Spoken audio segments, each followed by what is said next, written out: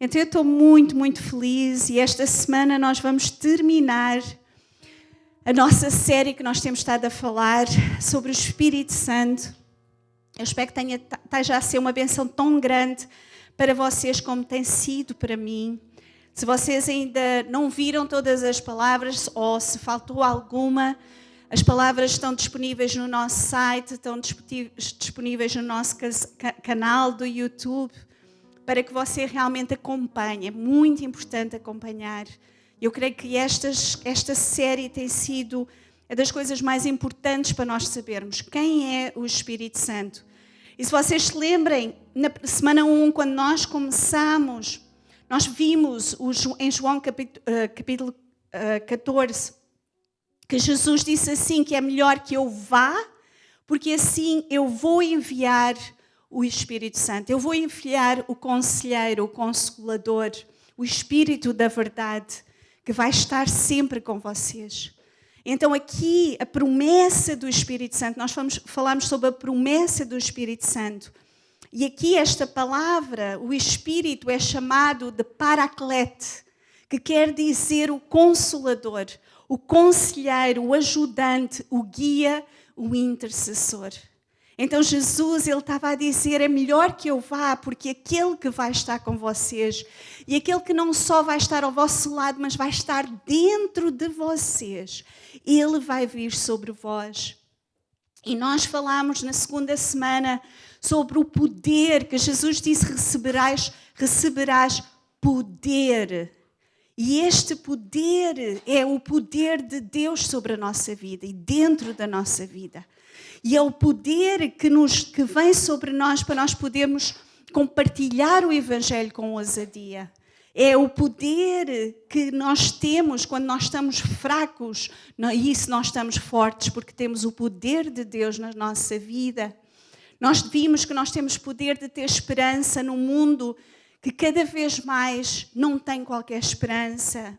E é o poder de Deus que nos dá a habilidade, que nos concede de nós conhecermos a plenitude de Deus. Cada vez mais conhecermos mais e mais de Deus. E a semana passada nós falámos sobre os dons do Espírito Santo. O poder de Deus vem sobre nós e Ele derrama também dons sobre nós. E nós aprendemos que esses dons vêm para nós servirmos a igreja. E que nós devemos de usar os dons, não mantê-los na gaveta, não deixá-los de lado, mas realmente quando Deus nos dá um dom, nós devemos usar para servir a igreja e para a glória de Deus. Que tudo aquilo que nós façamos seja para a glória de Deus. E hoje nós vamos falar sobre o que é estar cheios do Espírito Santo. O que isso significa? O como é que podemos fazer? Então vamos começar por ler novamente. Este tem sido um dos versículos que uma das passagens que nós temos falado mais. Atos 2, se você quiser abrir a sua Bíblia, se não vai estar também os versículos em baixo. Atos 2, a partir do versículo 1 ao versículo 4, e diz assim: Cumprindo-se o dia de Pentecostes, estavam todos reunidos no mesmo lugar. E de repente veio do céu um som como de um vento veemente, impetuoso, e encheu toda a casa em que estavam assentados. E foram vistas por eles línguas repartidas como de fogo, aos quais pousaram sobre cada um deles. E todos foram cheios do Espírito Santo e começaram a falar em outras línguas, conforme o Espírito Santo lhes concedia que falassem. Então aqui nós vemos várias coisas. A primeira é que estas pessoas, elas estavam reunidas e todos eles foram cheios do Espírito Santo. Quem foi cheio do Espírito Santo? Todas as pessoas que estavam reunidas, todas as pessoas que estavam à espera da promessa, elas tinham-se mantido naquele lugar, a orar uns pelos outros, elas não tinham saído daquele lugar como Jesus tinha dito, porque elas estavam à espera de algo acontecer.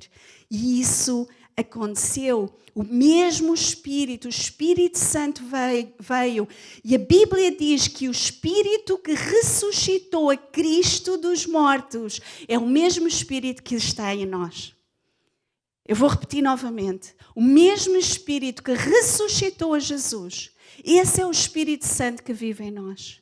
O que é que Ele fez nas nossas vidas? Ele nos tirou da morte para a vida, Ele nos ressuscitou. Ele nos tirou das trevas para a luz. Ele nos tirou do mal para o bem. Ele nos tirou do mundo para o seu reino. Ele fez isso. O Espírito Santo também nos ressuscitou quando Ele veio à nossa vida. Esse é o Espírito. E vimos que o Espírito Santo veio sobre eles e eles ficaram cheios do Espírito Santo. E no versículo 4 diz assim: e começaram a falar em outras línguas conforme o Espírito Santo os capacitava. Nós vamos falar um pouquinho sobre isto, porque é um assunto um pouquinho controverso quando em falar em línguas. Se você continuar a ler Atos 2, se continuar a ler, você vê que estas línguas que desceram sobre os apóstolos, que eles puderam falar, eram línguas de outras nações. Nós vemos que todos eles estavam reunidos, veio o Espírito Santo sobre eles e eles começaram a profetizar e começaram a falar novas línguas. Mas quando eles começaram a falar, o dia de Pentecostes era um dia em que trazia, era um festival em que trazia centenas, milhares de pessoas de outras nações a Jerusalém. Havia pessoas que falavam outras línguas e não o aramaico. Eles não conseguiam entender, apesar deles serem, alguns eram judeus, outros eram pessoas que se tinham convertido ao judaísmo. E quando eles estavam lá reunidos, de repente eles ouvem estas pessoas a falar a língua deles. Eles conseguiram entender aquilo que eles estavam a dizer. Eles conseguiram entender que eles estavam a falar de algo sobre Deus. Eles estavam a falar sobre Jesus. E eles ficaram muito admirados. E, inclusive, eles foram e eles disseram, eles estão bêbados. Pedro, ele teve que se levantar, ele teve que dizer, não, eles não estão bêbados. Ainda é muito cedo. E, na realidade, eles estão cheios do Espírito Santo. E eles estão a fazer aquilo que o Espírito os capacita e os leva a fazer.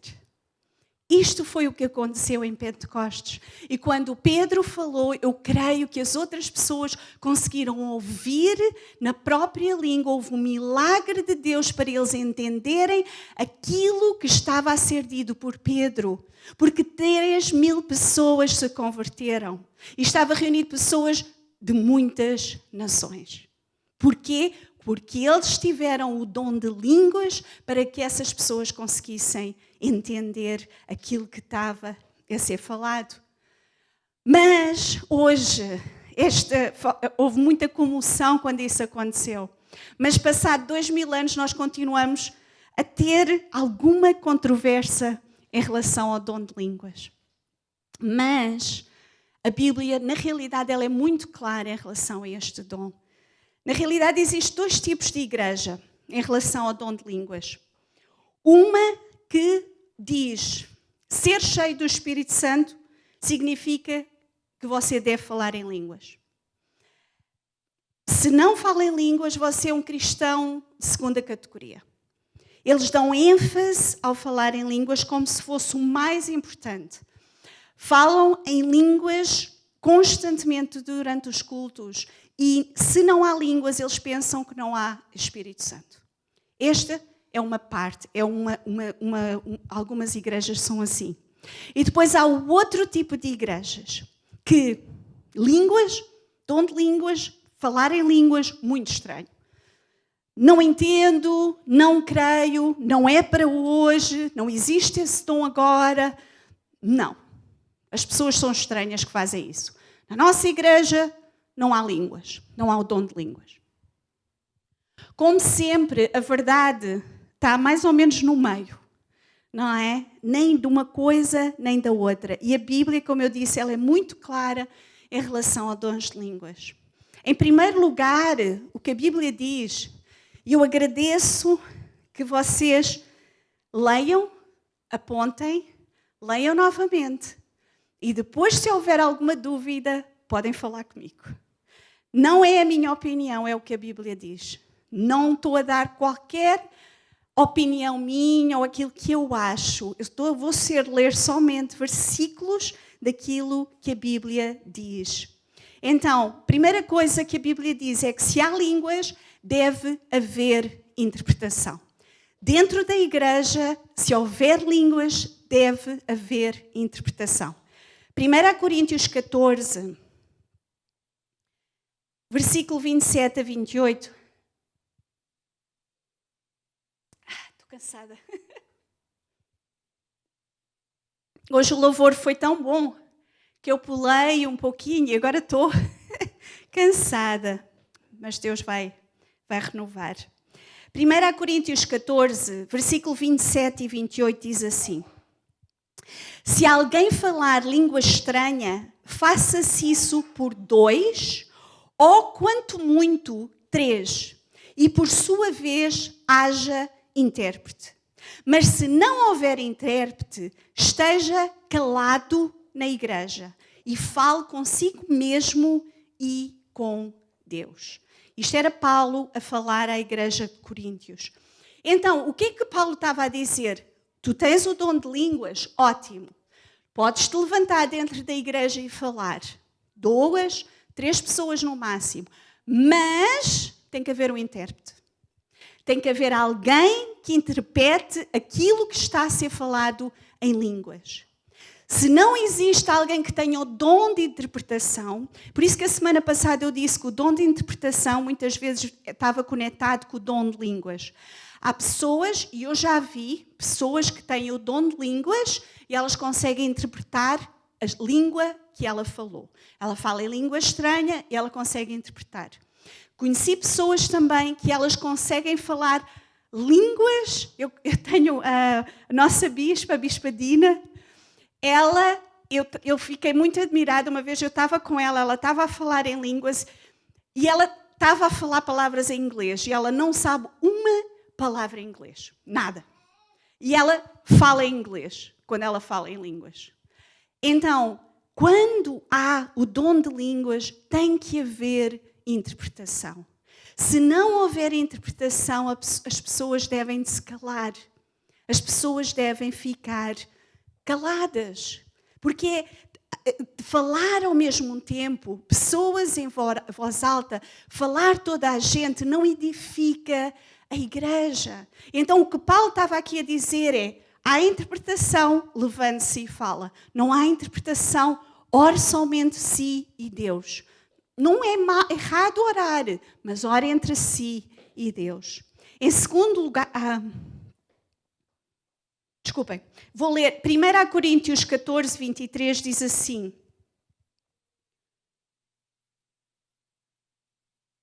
se, pois, toda a igreja se congregar num lugar e todos falarem línguas estranhas e entrarem em doutes ou infiéis, não dirão porventura que estáis loucos? O que é que Paulo estava a dizer? Vocês vêm à igreja, está um grupo reunido, toda a gente está a falar em línguas, de repente entram pessoas, quando ele diz infiéis, indotos, pessoas que não conhecem a Deus, pessoas que nunca estiveram na igreja, pessoas que entraram lá naquela de eu quero saber mais sobre Deus, e vê as pessoas a falar em línguas, o que é que elas vão pensar? Está tudo doido? Eu vou-me embora? Elas vão-se embora, elas não vão entender, elas vão ficar escandalizadas. Pode ser uma maneira de elas nunca mais voltarem à igreja. E nós vemos aqui que um dom que deveria de ser usado com a orientação de Deus, todos os dons que Deus dá são bons. E são para bênção, e são para a glória de Deus. Mas quando os dons não são usados de acordo com aquilo que Deus orienta para fazer, eles podem se tornar em maldição para alguém. Eles podem se tornar em algo que previne as pessoas de conhecerem a Deus. Por causa disso, pode haver pessoas que podem tentar vir conhecer a mensagem, vir conhecer o Evangelho e de repente elas vão-se embora porque elas ficaram escandalizadas, porque elas não entenderam, porque elas pensaram que o pessoal era todo doido. Então nós temos que ter cuidado com isso. Em segundo lugar, o falar em línguas fortalece a pessoa que o tem, não a igreja inteira. 1 Coríntios 14, no versículo 4 e 5. Como vocês veem, eu estou a ler 1 Coríntios 14, uma série de versículos. Querem conhecer mais? Leiam o capítulo 14 todo. Todas as vossas dúvidas vão ser esclarecidas. E diz assim: o que fala língua estranha edifica-se a si mesmo, mas o que profetiza edifica a igreja. E eu quero que vocês faleis línguas estranhas, mas muito mais que profetizais. Porque o que profetiza é maior do que o que fala línguas estranhas, a não ser que também interprete, para que a igreja receba edificação. Então, o que Paulo, nós vemos aqui duas coisas.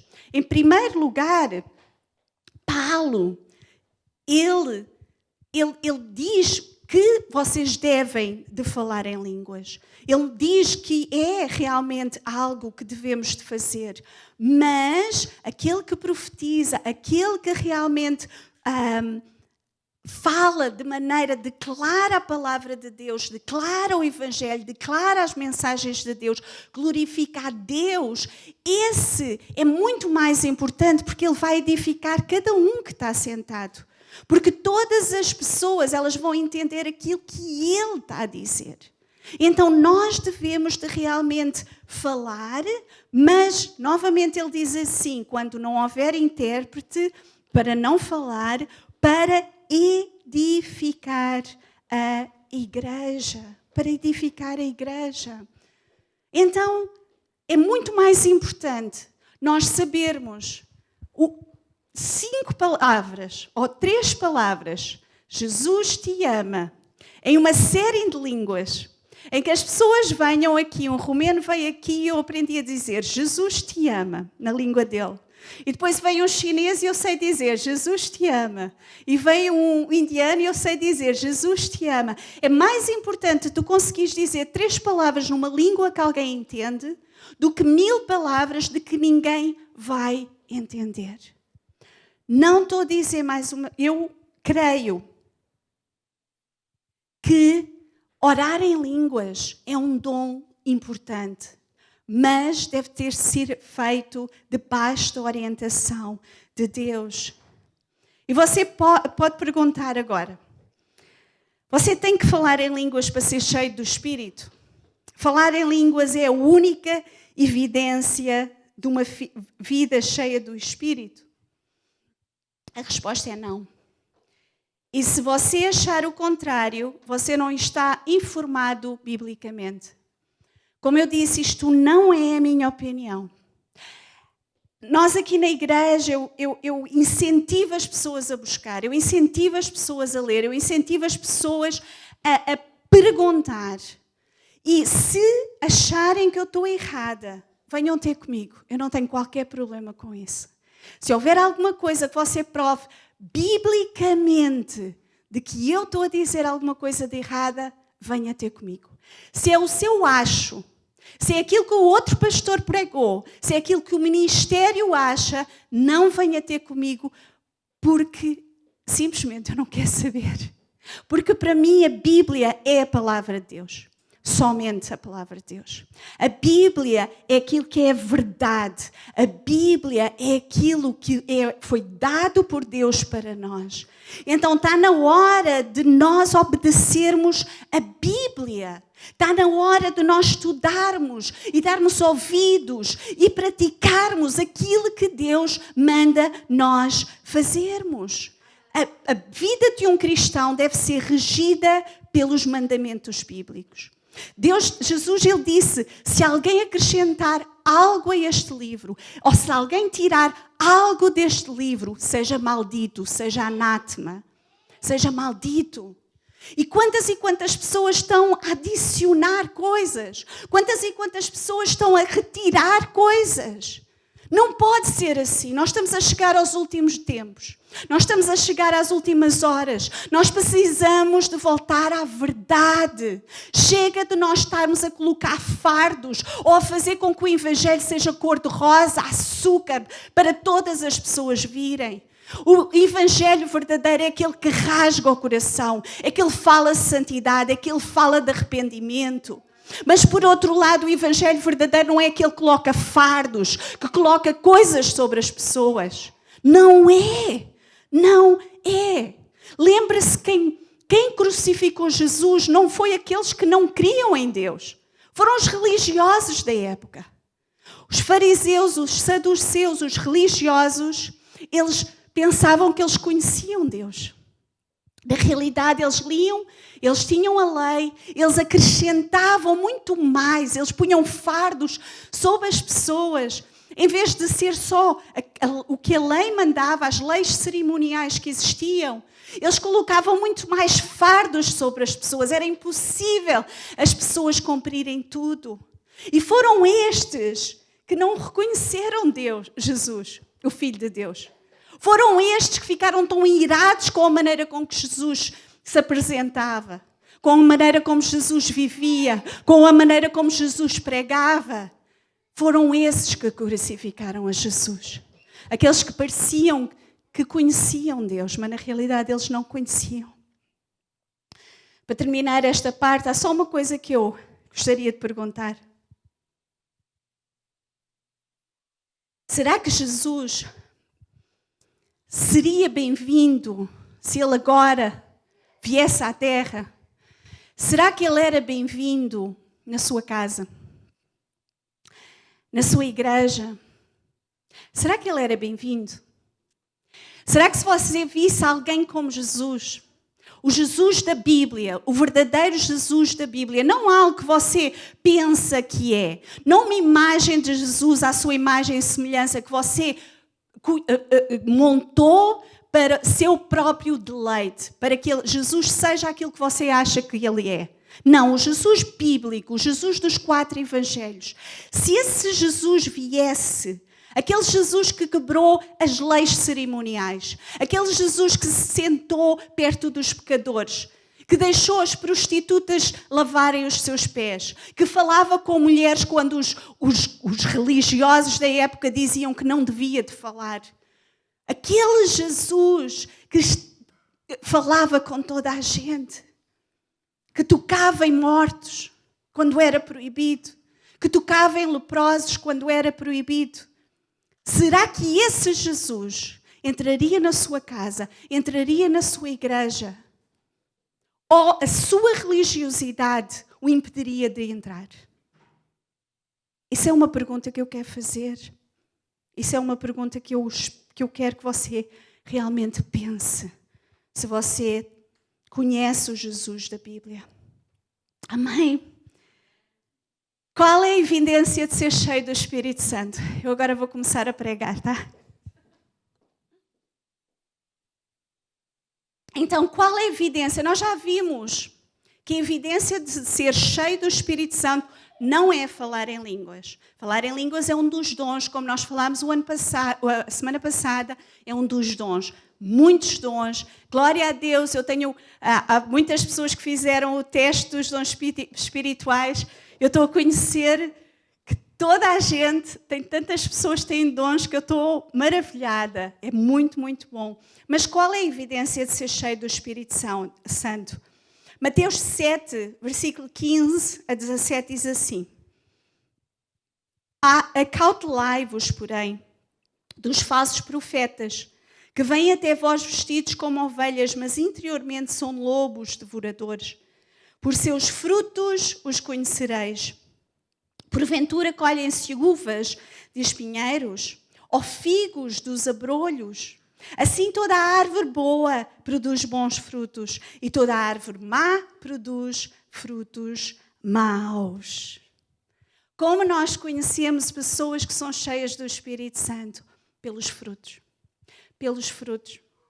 Alguns líderes, alguns pastores, apóstolos, bispos, sabe-se lá, tantos, eu não gosto, eu sou pastora porque Deus me chamou ser pastora e eu realmente fui quase arrastada, nunca pedi, não gosto de títulos, chamem-me Ana Paula, chamem-me Ana, chamem-me o que for, chamem-me irmã, eu não me importo.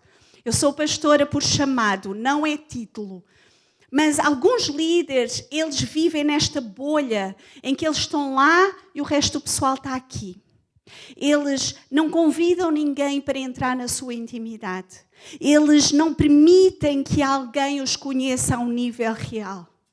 Mais uma vez, o Jesus da Bíblia não era assim. Ele não era assim. Toda a gente conhecia. Queres-me seguir? Anda. Vê onde é que eu estou a dormir. Vê onde é que eu como. Anda comigo.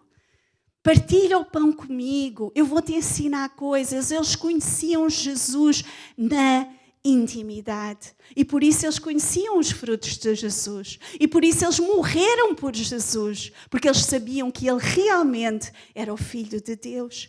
Então nós precisamos de conhecer quem é que nós estamos a ouvir. Nós precisamos de conhecer se nós temos ao nosso lado alguém que realmente tem o fruto do Espírito, alguém que tem um fruto bom na sua vida, ou alguém que realmente não tem esse fruto. A árvore boa dá bons frutos, a árvore má dá maus frutos. Esta é a evidência de quem está cheio do Espírito Santo. E eu quero ler agora Gálatas 5, que vai ainda um pouquinho mais além do que é ser cheio realmente do Espírito Santo. Gálatas 5, nós vamos ler do 16 ao 26. Vamos ler muita Bíblia. Diz assim: digo, porém, andai em espírito e não cumprireis a concupiscência da carne. Porque a carne cobiça contra o espírito e o espírito contra a carne. E eles opõem-se um ao outro para que não façais o que quereis. Mas se sois guiados pelo espírito, não estáis debaixo da lei. Só uma coisinha aqui. Há sempre uma luta entre nós. Há sempre a luta da carne e a luta do espírito. Deus quer que a gente faça alguma coisa, mas a nossa carne, ela quer fazer outra. Nós temos que sempre decidir quem é que nós vamos seguir, o que é que nós vamos fazer, se vamos alimentar a carne, se vamos alimentar o espírito.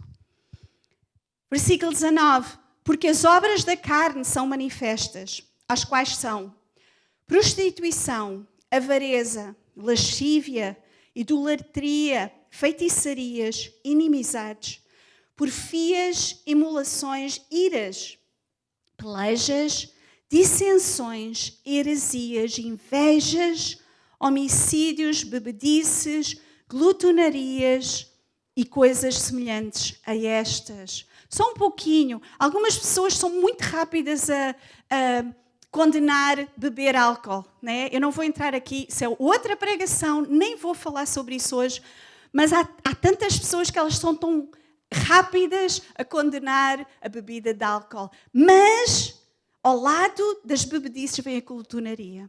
E há tantas pessoas que têm problema de comida, comer demais, de não ter controlo, de realmente buscar na comida conforto. Tantos e tantos cristãos que realmente eles têm este problema, mas condenam a bebida, mas continuam a ter um problema com a comida. Continuando. E coisas semelhantes a estas, acerca dos quais vos declaro, como já antes vos disse, que os que cometem tais coisas não herdarão o reino de Deus. Mas o fruto do Espírito é amor, gozo, paz, longanimidade, benignidade, bondade, fé, mansidão, temperança. Contra estas coisas não há lei, e os que são de Cristo crucificaram a carne com as suas paixões e concupiscências. Se vivemos no Espírito, andemos também no Espírito. Não sejamos cobiçosos de vanglórias, irritando-nos uns aos outros, invejando-nos uns aos outros. Qual é o fruto que você tem dado na sua vida? Será que você tem dado aquilo que eu falei? Árvore boa dá bom fruto. Será que você tem dado o fruto do Espírito? Ou a sua vida se assemelha mais às obras da carne? Cada um deve se examinar e eu só peço ao Espírito Santo que realmente Ele fale connosco. Como eu disse, nós andamos, um cristão é perfeito, só faz bem, não peca. Não, a resposta para tudo essas coisas é não. Todos os dias nós precisamos da graça de Deus. Todos os dias nós pecamos e nós temos um Pai que Ele nos aceita e que Ele nos perdoa e que Ele estende a sua misericórdia sobre nós. Ele continua a estender. E nós continuamos a lutar contra a carne. E nós continuamos a buscar em Deus a força para nós cada dia mais e mais sermos como Jesus. Esse deve ser a meta da nossa vida. Mas, por outro lado, nós temos que estar a crescer em algo. O fruto do Espírito tem que estar a crescer em nós. Se nós hoje temos o mesmo fruto do Espírito, digamos assim, ele era assim pequenininho, não é? Quando a gente cresce é assim pequenininho, quando a gente nasce. Se há um ano atrás era assim e este ano continua a ser assim, há algo de errado. O fruto do Espírito tem que estar a crescer na sua vida. E quanto mais o fruto do Espírito cresce, mais as obras da carne descem. Quanto mais você crescer no Espírito, mais você desce na carne. Você tem que ver quais têm sido as suas obras. Como é que tem sido a sua vida? Se você vive em iras, se você vive em contendas, se você vem à igreja no sábado, no domingo, se você está aqui e se diz cristão, mas de segunda a sexta você é uma pessoa que tem inveja das outras, homens que olham para as mulheres com lascívia, as mulheres para os homens. Se você tem vício de pornografia, como há muitos dentro da igreja que têm esse vício, que não se conseguem ver livre e que têm vergonha de falar sobre isso, está na hora de deixar de ter vergonha, porque somente confessando é que vocês são libertos. Confessando vocês são libertos.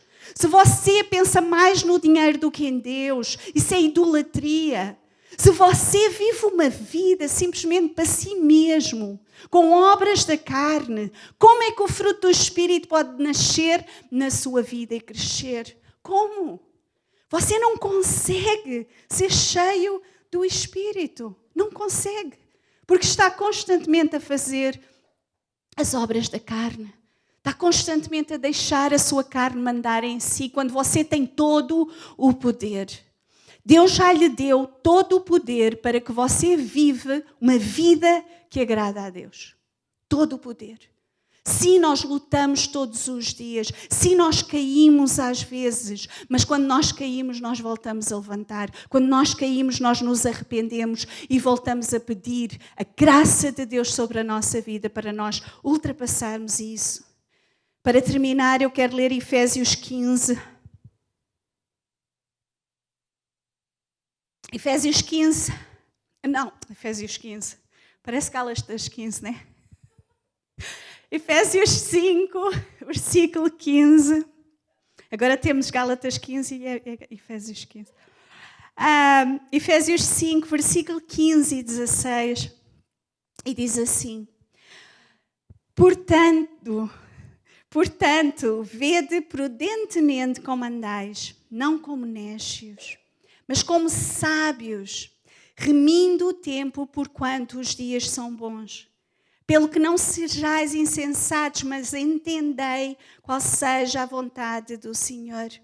E não vos embriagueis com vinho em que há contenda, mas enchei-vos do Espírito. Enchei-vos do Espírito. O que Paulo aqui estava a dizer não sejam eu ia dizer uma coisa, mas acho que para vocês brasileiros é muito forte. Não sejam sábios, não sejam burrinhos, não sejam pessoas que Maria vai com as outras, não façam simplesmente aquilo que vocês querem ou que os outros lhes digam para vocês fazerem. Não façam isso, sejam sábios. Vejam o tempo que está a passar. Aquilo que eu disse, nós estamos a chegar ao final dos tempos. as coisas não vão melhorar. Se você lê a Bíblia e já leu o Apocalipse, você sabe que as coisas vão piorar cada vez mais. E você precisa de estar cheio do Espírito Santo para aguentar tudo aquilo que se vai passar. E então ele está a dizer, não vos embriagueis com vinho, façam isso e enchei-vos do Espírito Santo. Quando você está bêbado, eu não sei se alguém, esperemos que não, né? Que a gente não se deve de embebedar, mas alguns já tiveram essa experiência, não é? Quando você está bêbado, diz-se que está sob a influência do álcool, que há algo a controlá-lo. E você fala de maneira diferente, anda de maneira diferente, você pensa de maneira diferente ou não pensa, só faz coisas parvas. Vocês não sabem o que é parvo, não é? Vocês... tolas, obrigada, Cris. Ela é minha tradutora de português para brasileiro. Você se comporta de maneira diferente, você faz coisas que normalmente não faz, tem coragem de fazer coisas, não é? Declarar-se à menina e fazer outras coisas, não é? Que você não faria. E esta analogia que Paulo aqui faz é tão importante, porque ele está a dizer, vocês não devem de ser assim, mas vocês devem de se encher do Espírito Santo. Encher do Espírito Santo, porque deve de ser da mesma maneira. Você está controlado pelo Espírito Santo, digamos assim. Está debaixo da influência do Espírito Santo. Você vai pensar de maneira diferente. Você vai agir de maneira diferente. Você vai falar de maneira diferente. Você vai caminhar de maneira diferente. Quando você está cheio do Espírito Santo. E sabe uma coisa? As pessoas às vezes bebem porque querem. Mas a maior parte elas bebem para se embebedar. Porque elas querem ser uma pessoa diferente. Porque quando elas bebem, elas são mais ousadas. Elas sentem que elas conseguem ser aquilo que elas normalmente não são. Elas sentem um conforto que elas não conseguem sentir noutro lugar. É a fuga dos problemas que elas têm. Pessoas que bebem para esquecer, bebem porque estão sozinhas, bebem porque estão deprimidas, bebem porque querem realmente esquecer aonde é que elas estão. Mas em vez de fazer isso, se você buscar o Espírito Santo, se você experimentar o Espírito Santo, se você se encher do Espírito Santo, você vai ter tudo aquilo que você deseja na sua vida. Vai se encher de mais e mais poder. Vai se encher dos dons sobrenaturais de Deus para fazer a obra de Deus. Você vai poder abençoar as pessoas. Você vai poder falar de uma maneira ousada, com autoridade, com poder de Deus. Você vai poder amar as pessoas de uma maneira sobrenatural. Os seus inimigos, você vai poder falar com eles. Você vai poder abençoar a sua vida. Esse é o poder do Espírito Santo dentro de nós.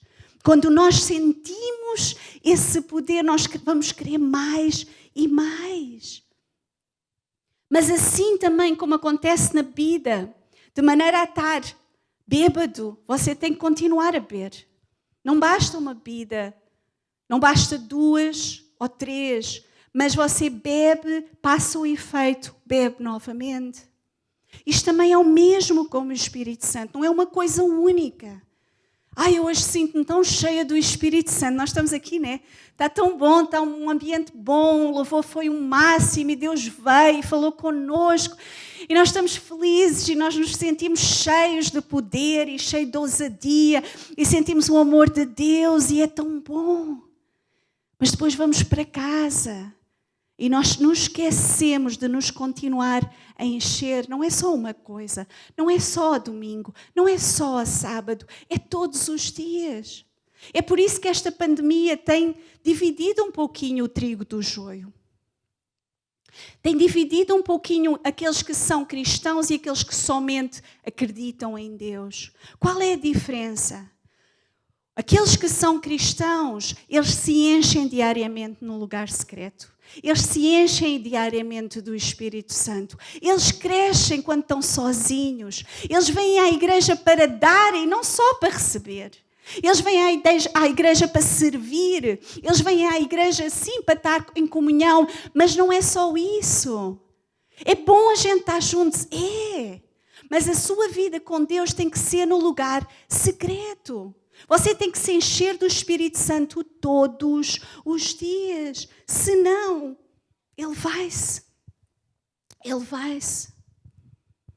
E alguns de vocês que estão a ouvir, que talvez estão a pensar, eu nunca experimentei esse cheio do Espírito Santo. Eu nunca experimentei uma vida plena com o Espírito Santo. Será que é para mim? Será que Deus me quer encher? Será que eu consigo viver isso? E a resposta é sim. Sim, porque Deus, Ele quer dar. Sim, se você abrir o coração, Ele vai o encher.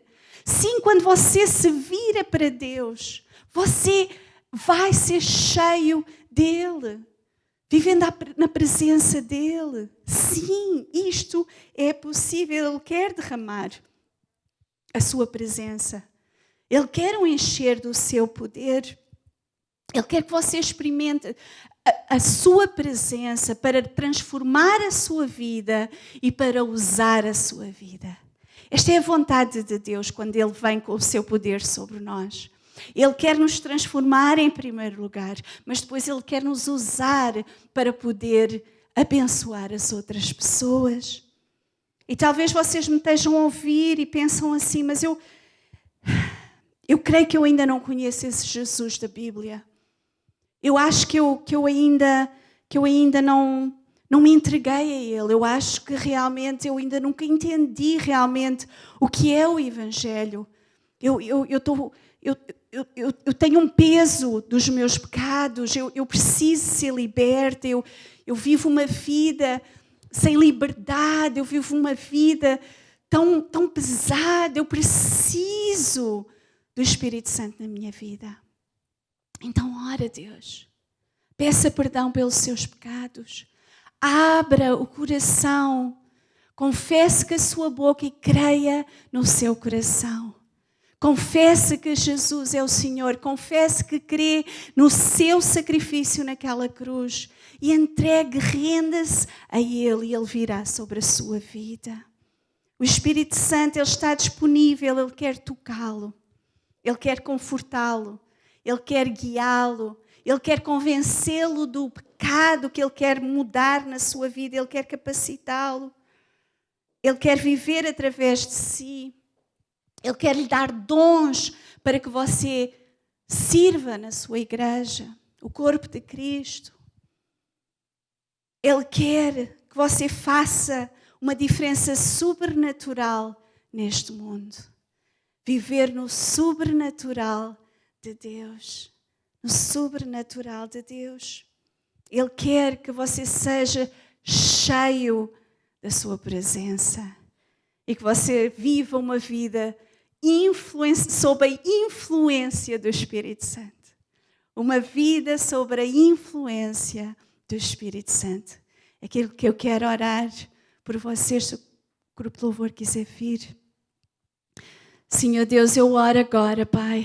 Eu oro por cada pessoa que me está a ouvir, Senhor. Eu oro por todos aqueles, Senhor, que ouviram a Tua palavra, que vão ouvir a Tua palavra, Senhor. Eu oro, Pai, para que Tu possas vir sobre cada um, Senhor. Há tantas coisas que nós aprendemos errado. Há tantas coisas, Senhor, que vão contra a Tua palavra, que nós pensamos que é verdadeiro, Senhor. Pai Santo, tira de nós toda a religiosidade. Tu dizes, onde está o Espírito do Senhor, aí há liberdade. Onde há o Espírito do Senhor, aí podemos ser completamente livres. Nós não estamos a viver debaixo da lei, mas nós somos livres em Ti, Senhor. Debaixo da graça para poder Te servir e servir à igreja, Senhor. Ensina-nos, Senhor. Dá-nos discernimento, Senhor, daquilo que vem de Ti e que não vem, Senhor. E Pai Santo, eu oro, Pai, se houver alguém que ainda não Te conhece, eu oro agora para que Tu possas trazer transformação à vida dessa pessoa. Pai Santo, que ela possa se entregar a Ti. Eu oro, Pai, para que a sua vida, o seu nome, seja escrito no livro da vida, Senhor. O mesmo Espírito que ressuscitou Jesus dos mortos, que esse Espírito esteja sobre nós a nos dar vida constante, a nos dar sabedoria, discernimento e poder. Obrigada, Senhor, por tudo o que Tu fazes. Obrigada, Senhor, por tudo aquilo que Tu vais fazer nas nossas vidas. Em nome de Jesus. Em nome de Jesus. Obrigada, Senhor.